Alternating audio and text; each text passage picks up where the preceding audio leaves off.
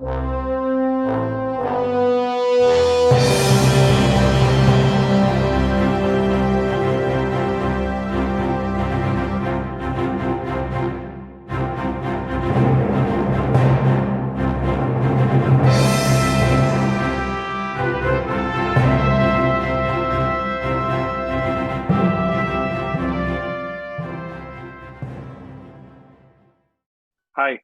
welcome back to Future Fast, and we have Marco with us once again. And for those of you who are here for the first time, please go back. There are two podcasts we have Marco with, and brilliant ones, great conversation, great insight, great thoughts. Uh, please listen to them, and of course, you can listen to it and then go back because we are not trying to go back, rather, we are trying to go forward. So, in that context, it's a very interesting conversation. And thank you, you're here. But I'm sure once you listen to this, you will want to go back and listen to the other two as well. And for the rest of you, thank you for being with Future Fast.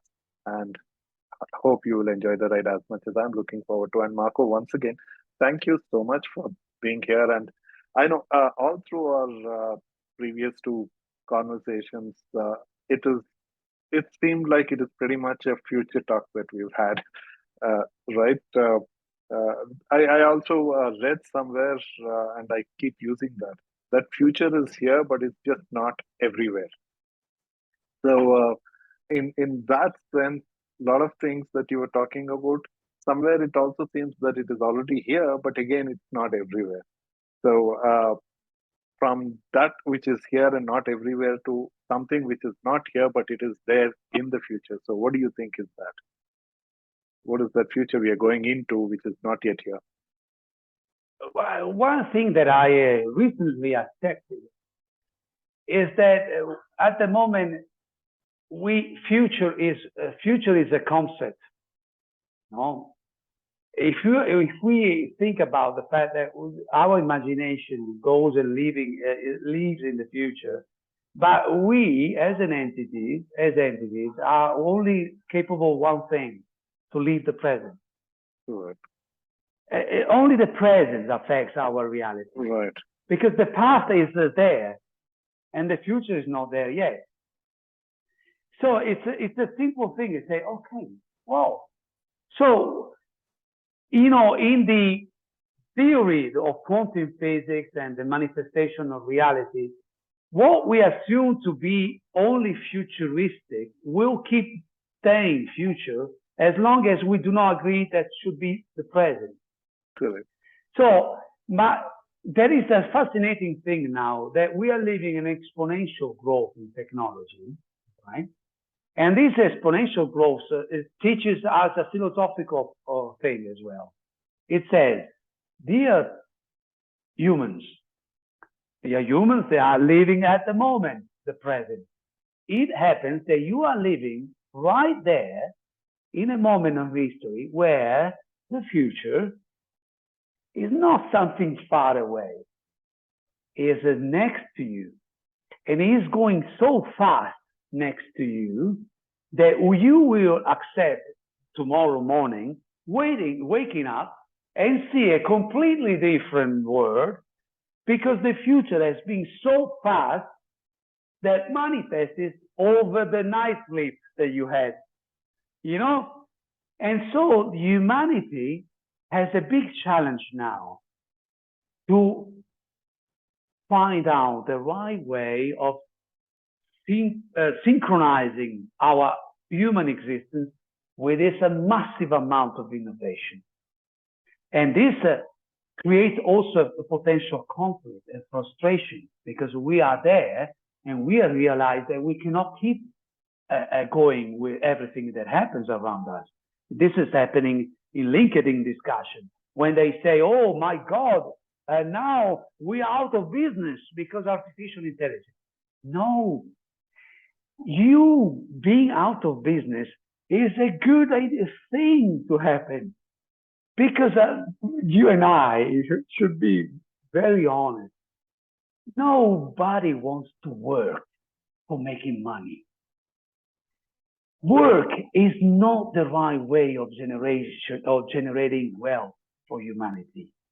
No, Because the best person that are dealing with the most profound question in life are those that are not working at all. The Greek philosophers, for example, Socrates and Plato, were not working. The slaves were working for them. That's why the Greeks were making philosophy all the day long, because the ultimate nature of humans is not working. This is a law, a paradigm that has been put in our brain with the Industrial Revolution. The Industrial Revolution was telling us, oh, you have to work for making your own house, because they needed work. That's the reason why. But now, with the advent of artificial intelligence and robotics, they will build cars for us. They will build things for us. So you don't need to have employees working all day for making a football ball or whatever. So people might now ask, oh, now that you are saying that, how can we generate our money? I tell you, simple. There is a company called X. It is creating products. And it is creating products through artificial intelligence and robotics alone. There is not one single human working there. Okay. He's selling products to people. These people, this company makes money and pay the government taxes. The government receives the money from the taxes, redistributes the money to his citizens like an income, a citizenship income. Now, the person receiving the money spends the money the same way he would spend the money if that money was generated by his or her work. Nothing changes, nothing. Now is the origin of the money that changes. It's not based on work, it's based on taxes. The equation is still there. The choices that we make in terms of prefer one product or another is exactly the same. I would buy an iPhone or an Android independently about how I earn that money. Do you agree with that? Well, Marco, it's very interesting. In fact, Libya and I think Qatar even now does. Libya under Gaddafi, he had tokenized he first nationalized the oil fields and oil processing business, right? And after he nationalized it, he tokenized the earnings. So every Libyan citizen used to get a share of their earning. So much so that people didn't have to work, like what you said. So they were perhaps the only country. I mean, perhaps one of the countries in the world with highest population having traveled internationally. Right, more than 50% of their population had traveled internationally. Just to put it in context, what I read is US had only 5% or less than 5% of Americans have ever traveled outside of USA. And think of it that an Islamic country with more than 50% having traveled outside internationally on vacation and holiday. And the money from petrodollars, as you can call it, people could go and study anywhere in the world and government used to pay for it.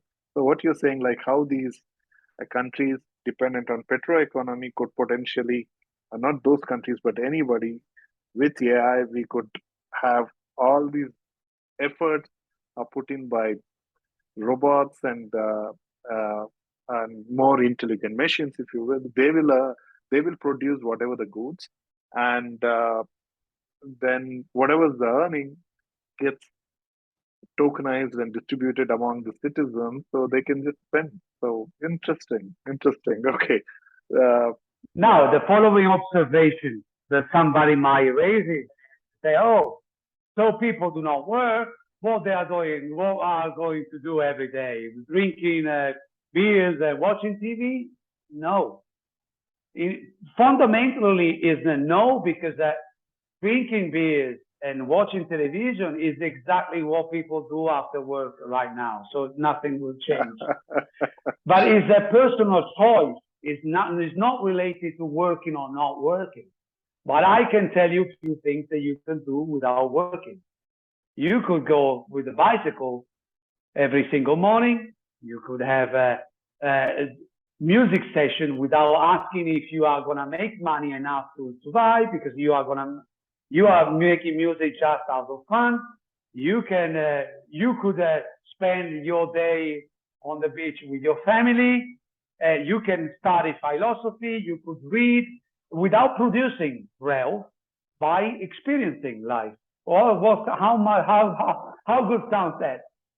Well, it does sound good. In fact, Zoltan in his interview was talking about AI could potentially be a better administrator, which is logical, right? I mean, you set the rules, these machines will follow the rules far better than people, human beings. But see, the one complexity with us as humans is that our urge to be powerful, urge to control things. So I think this is where this is where the risk is, right? This is where people will want to control AI. See, those big companies, they want to control AI so that that gives them the power. So that is the problem. I think people's fear about AI is not really the fear about AI. It's the fear of few people who control the AI to exercise their power. You said it. You said it clear. The problem is not AI. The problem is the people developing AI. So we do not fear AI. We fear human beings, which is correct. We are doing the right thing to fear human beings, of course. But you see, somebody else might say, okay, I accept, but I don't want to spend all day in the beaches. I want to be an entrepreneur. You can be an entrepreneur, even with that within the economical paradigm we are discussing right now. Why? Because entrepreneurship can be available even if we receive money from the government. The two things are completely complementary. So you want to build a multi-billion company, you can still do that. Correct. But not by employing people, by investing money in technology, AI, and robots. And you can invent new products. And then what happens with a society that behaves in such a way?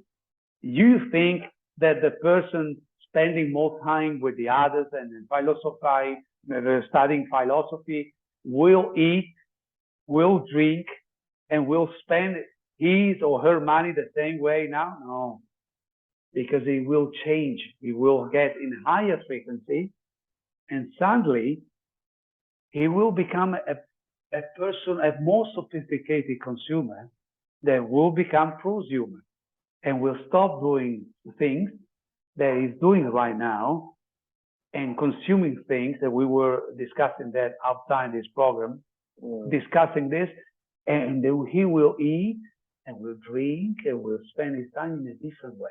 So the economy would not only have a technological paradigm developing products. No, we will have a technological paradigm developing new products, not the same one we have today. Because the person consuming media content or junk food is the person enslaved in the working hours. All right. Is that once he gets out of the working hours, frustration and unhappiness feeling is that somehow the junk food is a sort of a pain release because it's suffering. Very true. We had a guest called Dr. Sri Lakshmi. She was talking about you are what you eat. So in fact, for those of you in the audience or listeners, if you have not heard that podcast, please do look up Dr. Sri Lakshmi. She runs a nutraceutical business. She's a scientist and an entrepreneur. So This is exactly what she was talking about. You are what you eat. So what we eat, we cannot put it away. It makes us. So it's so important that you think about what you're eating. Thank you. Well, Marco, now, if you have to give a shout out to the political leaders and business leaders from a point of how they should or could get prepared with this, what do you want to tell them? You know, most of us believe that the politics are the people elected, people that are supposed to guide us, towards a major social or economical achievement. In reality, politics do not decide anything. And the politics are there to shout out things that the people believe, the people in general, the people of a country. So my message is not going to go towards them. I'd rather deal with us, and I'd rather talk to my neighbor instead of going to the government and say, we want this. No, go to the neighbor and say, listen, let's start you and I talking every single day about this. Right. And the politics will hear about it. Right. Because the politics is there looking for the social opinion. And the politics is a manipulator. Actually, he says or she says and she does or he does. There's a thing that the people are talking.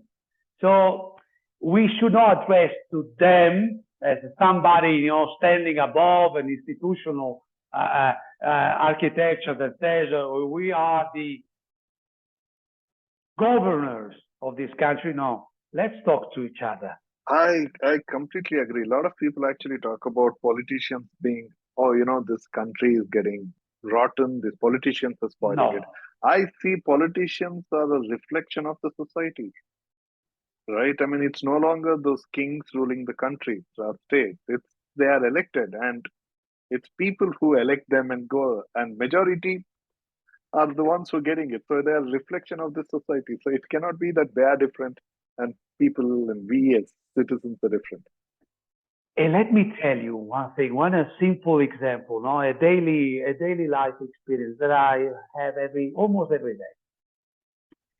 So I talk to people, and it happens that we share things, and they say, "Oh, but why did you come back to Brazil?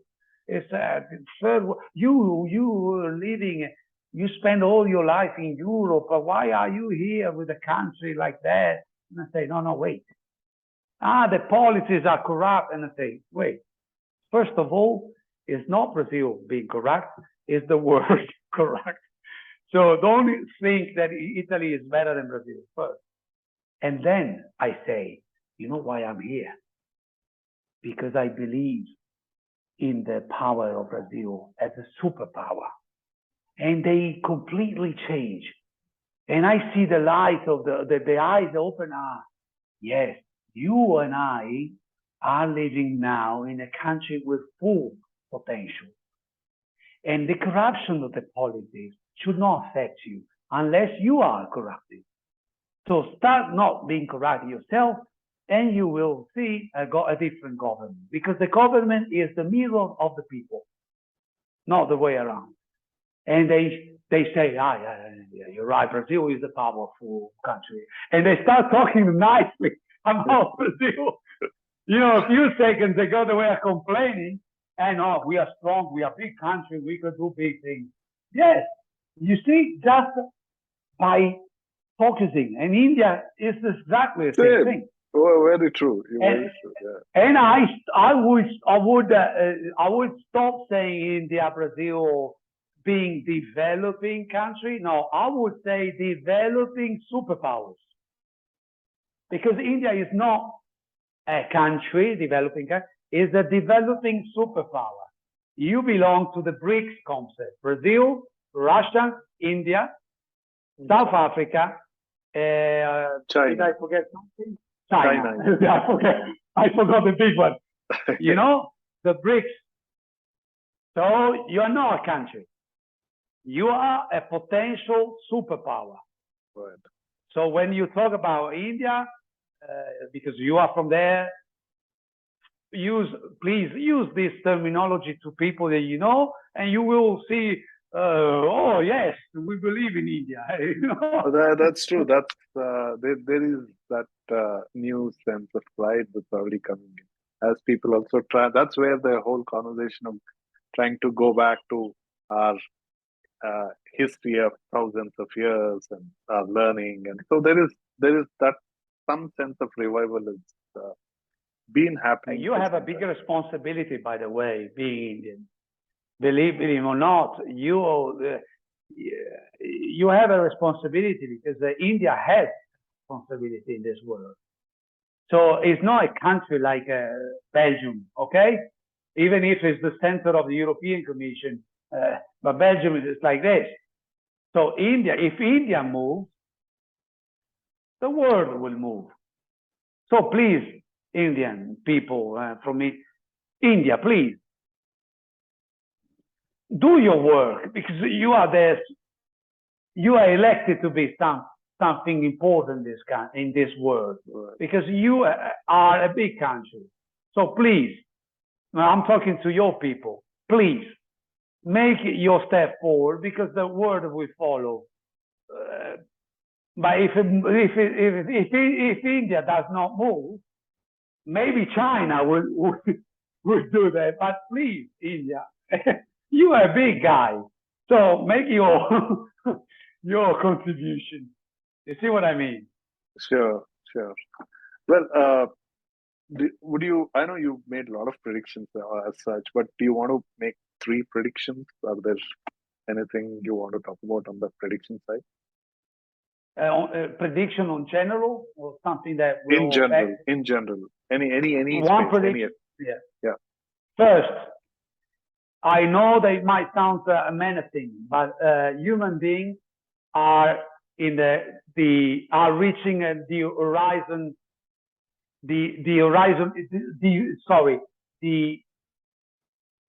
The point in which are becoming something else.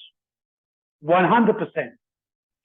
By the end of the century, and I'm serious now, stop laughing, not because it's serious, but because it deserves a solid interpretation of what I'm talking about.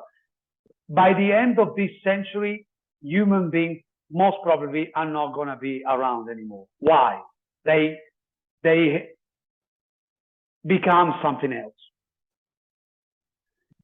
We don't need to be like that, physically speaking, for the future of humanity, because humanity is not human related. Humanity is a philosophical concept. A human is not somebody that looks like us. Humanity is our knowledge, is our science, is our art, is everything that we have created consciously and unconsciously, and these things can become something else, better than us. Now, the philosophical question is, you and I, and then the rest of the people, are going to accept it and embrace it. Fine, they will become that thing. We are here to become our own creation, because we are here for those that want to be. It's not mandatory. You can still die naturally if you want to accept nature as it is right now. But you can also become something else by even going out, away from your body, and becoming something that is an entity, that is super conscious entity, that is fusioning with other entities. This is the future of humanity. There is no doubt about it. There is no doubt about it, and it's going to happen in 100 years at the very most. So this is my first prediction. Second, in 20 years, we will have a world that is completely different from this one. Now, telling you that is human will still have a social role or not it will ultimately depend on what is going to happen in the next years with the artificial intelligence. Because if the artificial intelligence inherits the domination paradigm, we are over already. It's over. It's going to be Terminator thing. But this time, there is no a young guy said in the word, no. We cannot escape from a dominating entity that is going mad. Mad accordingly to our own existence. Attention, please. Because from the cow perspective or the big perspective, we are mad people. We are destroying them. We are enslaving them. We are killing them. So you see, we are fine with being mad ourselves as human beings, destroying the nature. So it's absolutely fundamentally acceptable that the dominator super intelligent will be mad according to our own existence, but not according to its existence. So, are we facing a menace? Yes. So please, today, we have to develop AI, not stop AI, as people say, because it will not happen. Nobody will stop ever, because China will want to win. US want to win. None of them will stop. No, it's like the nuclear escalation from Russia and America. You saw what has happened. Did this happen in a third world war, nuclear war? No, it didn't. So we can be successful in developing an AI that is meant to help humanity, like Zoltan says, manages. So please, my future expectation is I believe in a good future, in an ascending future for humanity. Because I believe humanity will deploy an AI that is friendly to people, not enemy. This is my prediction. If I'm wrong, nobody will tell me that I'm wrong after that. Because there is nobody there to complain about what I predict. Well, I'm curious about trying to get people to make predictions. Even I do make, and possible that I could be wrong. Like, I did talk about Bangalore as a city. I'm from Bangalore. So Bangalore as a city will run out of water in 15 years. I said this about 10 years ago. So from what I have said, in next 5 years, Bangalore as a city should die. Perhaps it will not, the way it is going. But the way it is going, it's going to be very difficult for Bangalore to sustain or survive. So unless something is done. But in the last 10 years, very little has been done. It's only getting worse. So the idea of these predictions is not necessarily about you being right or I being wrong. It's about, at least, can we get people to start thinking about it and doing something, right? So that, we do something good comes out of it at the end of it. So it's okay to be wrong. I'm happy to be wrong also with my prediction, because I don't want Bangalore to die. We are always happy to be wrong about our worst prediction. But I know what you meant by prediction. So let me give you two practical, not philosophical approaches. Like, first practical. Robots will be walking in streets in a few years. And we will have police robots. We will have a citizen robot. It will be amazing. From 1 year to the other, we will have androids or no androids. It doesn't. Robots is general. We will have new citizens around in 5 years. Second, augmented reality will be so pervasive that people will be manipulated about what they see. And this is the risk. Because a virtual reality is something very powerful, but you know that you are within the virtual reality once you are there in the virtual reality. But augmented reality is more subtle, because once we will have no screens, this is going to be disappearing. We will have glasses in a short period of time. Glasses, not the big one, the Oculus, no. Like the ones we have today, very light, very nice, you will see no people going around in the street like this anymore. You will see people looking in the void now. In the future, we will not see this, but we will see this. And you will wonder what they are looking at. And they are looking at an augmented reality that's not necessarily yours. So we will walk next to each other in a few years, 5 years, 5, 7 years. We will walk next to each other. We will look at our environment and we will opt to see different things. So according to the definition of reality, the objective or subjective, how reality is going to be with the augmented reality? Subjective.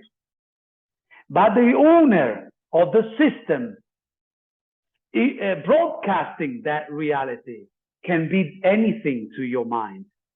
They can show something that is not real and pretend you to believe is real, like, for example, a criminal thing. Just one thing.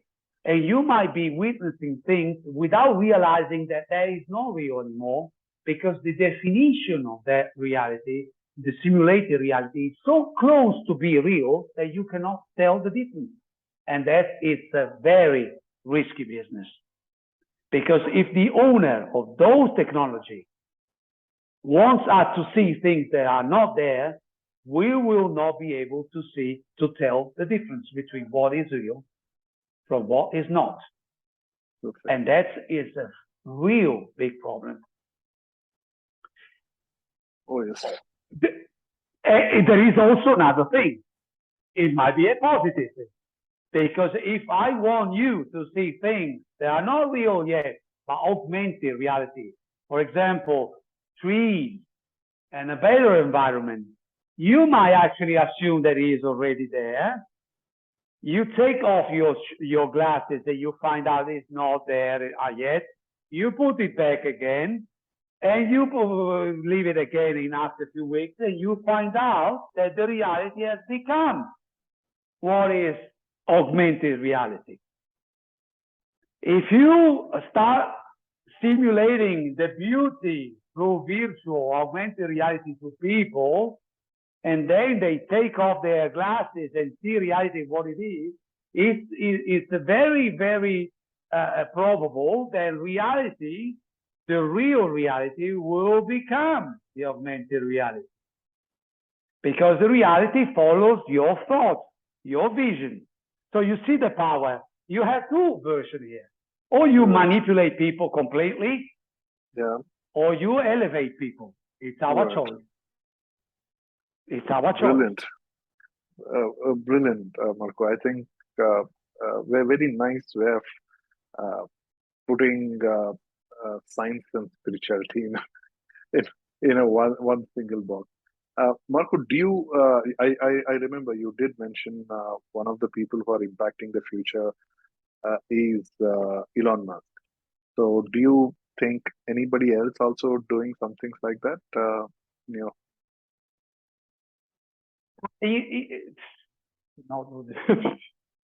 In reality, when you say Elon Musk, everybody knows that. So I'm not adding anything to name him, like a person. But honestly, if I can say,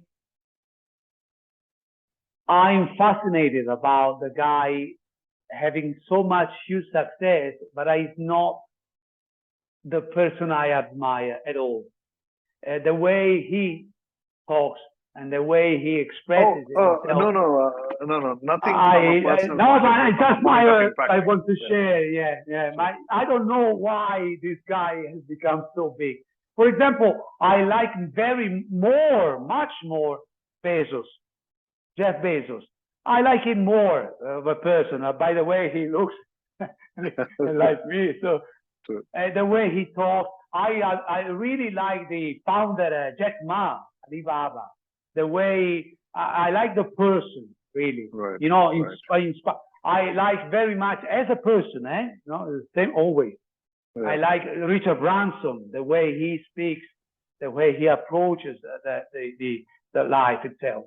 So when I look at these big giants, I do not normally admire their power. I admire their person. And where the person does not resound to me, I don't consider a big. So Elon Musk for me, in my sphere, is not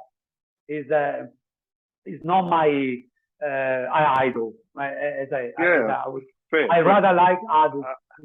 No, idea was that the things he's doing has an impact over the future.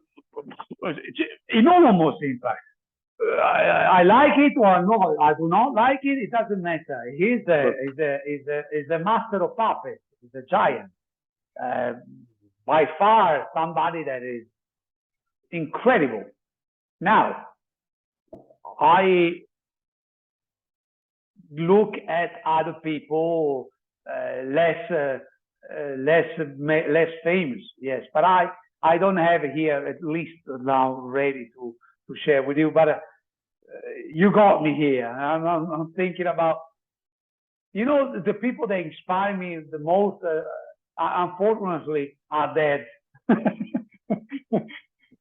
Now are dead. You know, the people that affected my life are the ones that are not there, not here anymore, and they are still here through their books and their art and their music. You know. Oh, yeah, you did mention what I Nikola Tesla, Steve Jobs, and so many of them.